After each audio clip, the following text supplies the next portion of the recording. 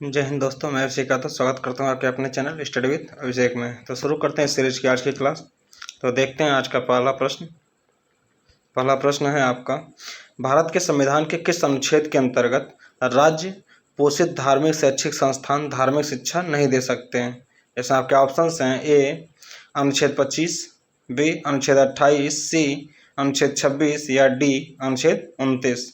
इसमें आपका सही ऑप्शन है ऑप्शन नंबर डी बी अनुच्छेद 28। अगला प्रश्न देख, पंचायती राज द्वारा निम्नतम स्तर पर प्रजातंत्र की कल्पना निम्नांकित किस अनुच्छेद द्वारा की गई है? इसमें आपके ऑप्शंस हैं ए अनुच्छेद 41, बी अनुच्छेद 43 ए, सी अनुच्छेद 43 या डी अनुच्छेद 40। इसमें आपका सही ऑप्शन है ऑप्शन नंबर डी अनुच्छेद 40। अगला प्रश्न देखते हैं, मुख्यमंत्री से संबंधित निम्नलिखित कथनों में से कौन सा एक सही नहीं है? इसमें आपके ऑप्शंस हैं ए वह राज्यपाल द्वारा औपचारिक नियुक्ति पाता है, बी वह विधानसभा में बहुमत दल के सदस्यों द्वारा चुना जाता है, सी उसका पद पर बना रहना बहुत से कारकों पर निर्भर करता है, या डी वह साधारणतः राज्यपाल द्वारा चयनित होता है। इसमें आपका सही ऑप्शन है ऑप्शन नंबर डी, वह साधारणतः राज्यपाल द्वारा चयनित होता है। यह स्टेटमेंट आपका गलत है।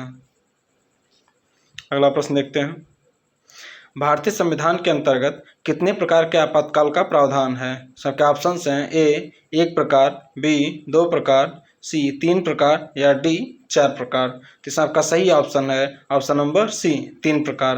भारत में 3 प्रकार के इमरजेंसी का प्रावधान है। पहला है आपका अनुच्छेद 352 में नेशनल इमरजेंसी, दूसरा है आपका अनुच्छेद 356 में जो है आपका राष्ट्रपति शासन, और तीसरा है आपका वित्तीय आपातकाल जो अनुच्छेद 360 में दिया गया है। अगला प्रश्न देखते हैं, निम्न में से किस अधिनियम के अंतर्गत राज्यों में द्वैध शासन व्यवस्था लागू की गई? इसके ऑप्शंस हैं ए भारतीय परिषद अधिनियम 1909, बी भारत सरकार अधिनियम 1919, सी भारत सरकार अधिनियम 1935 या डी भारतीय परिषद अधिनियम 1861। इसमें आपका सही ऑप्शन है ऑप्शन नंबर बी भारत सरकार अधिनियम 1919 के द्वारा भारत में जो है राज्यों में द्वैध शासन प्रणाली लागू की गई थी। अगला प्रश्न देखते हैं, भारत के संविधान में स्वतंत्रता, समानता और बंधुत्व का सिद्धांत किस संविधान से लिया गया है? आपके ऑप्शंस हैं ए ब्रिटिश संविधान से, बी आयरलैंड के संविधान से, सी कनाडा के संविधान से या डी फ्रांस के संविधान से। इसमें आपका सही ऑप्शन है ऑप्शन नंबर डी फ्रांस के संविधान से लिया गया है। अगला प्रश्न देखते हैं, भारत के संविधान की उद्देशिका में लिखित समता में शामिल सही समूह कौन सा है? इसमें आपके ऑप्शंस हैं ए सामाजिक और आर्थिक, बी आर्थिक और राजनैतिक, सी प्रतिष्ठा और अवसर या डी सामाजिक और राजनैतिक। तो इसमें आपका सही ऑप्शन है ऑप्शन नंबर सी प्रतिष्ठा और अवसर। अगला प्रश्न देखते हैं, भारत के संविधान में वैज्ञानिक दृष्टिकोण का विकास अंग है। इसमें आपके ऑप्शंस हैं ए संविधान के उद्देशिका का, बी राज्य के नीति निर्देशक तत्वों का, सी नागरिकों के मूल कर्तव्यों का या डी मूल अधिकारों का। इसमें आपका सही ऑप्शन है ऑप्शन नंबर सी नागरिकों के मूल कर्तव्यों का। अगला प्रश्न देखते हैं, संविधान की द्वितीय अनुसूची का संबंध किससे है? इसमें आपके ऑप्शंस हैं ए भाषा से, बी शपथ से या सी राज्यसभा के प्रतिनिधित्व से या डी महत्वपूर्ण पदाधिकारियों के वेतन से। तो इसमें आपका सही ऑप्शन है ऑप्शन नंबर डी महत्वपूर्ण पदाधिकारियों के वेतन से अनुसूची 2 संबंधित है। अगला प्रश्न देखते हैं, निम्नलिखित में से किस अधिनियम में कलकत्ता में सर्वोच्च न्यायालय की स्थापना का प्रावधान किया गया था? इसके ऑप्शंस हैं A charter act 1813, B charter act 1833, C regulating act 1773 या डी पिट्स इंडिया एक्ट 1784। इसमें आपका सही ऑप्शन है option number C regulating act 1773।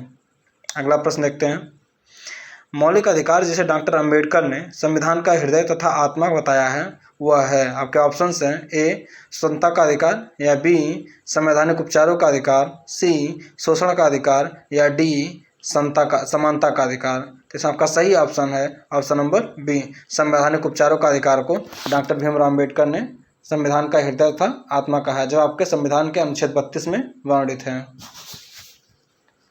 अगला प्रश्न देखते हैं।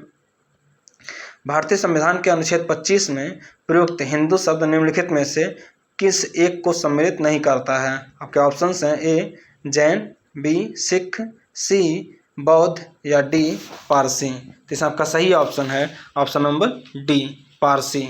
हिंदू जो है जो आपका अनुच्छेद 25 में वर्णित प्रयुक्त किया गया हिंदू शब्द, इसमें आपको पारसी को शामिल नहीं किया गया है, जबकि जैन, सिख और बौद्ध को सम्मिलित किया गया है। अगला प्रश्न देखते हैं। अनुच्छेद 300A में वर्णित संपत्ति का अधिकार है।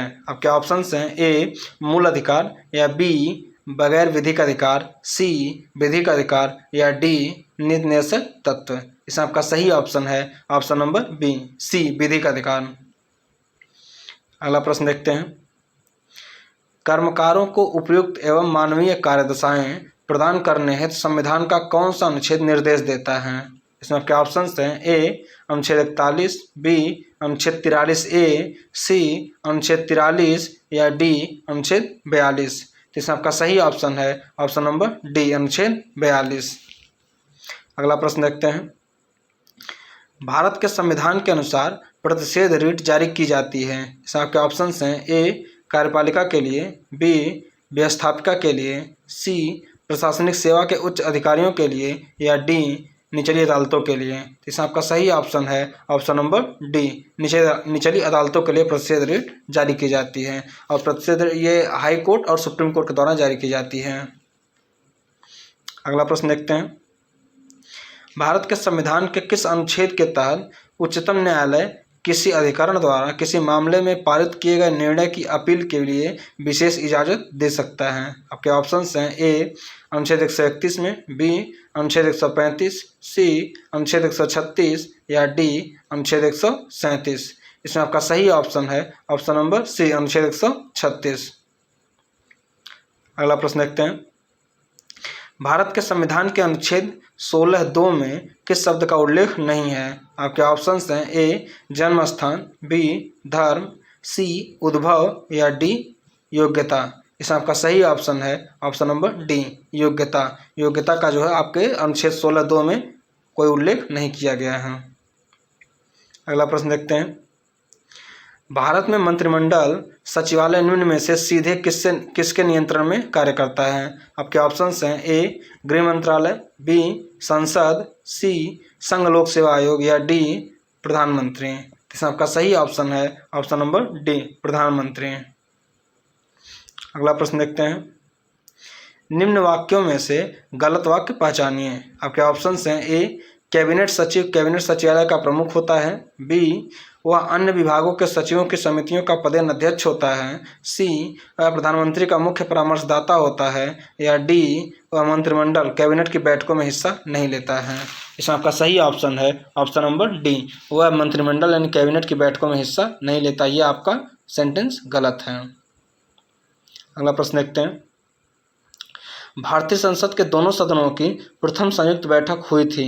आपके ऑप्शंस हैं ए हिंदू कोड विधेयक के संबंध में, बी दहेज उन्मूलन विधेयक के संबंध में, सी बैंक राष्ट्रीयकरण विधेयक के संबंध में या डी स्वर्ण नियंत्रण विधेयक के संबंध में। इसमें आपका सही ऑप्शन है ऑप्शन नंबर बी दहेज उन्मूलन विधेयक के संबंध में। पहली जो है आपकी दोनों सदनों की संयुक्त बैठक हुई थी, यानी राज्यसभा और लोकसभा की। आज के लिए इतना ही। अब मिलते हैं अगले क्लास में। जय Hind. Thank you so much.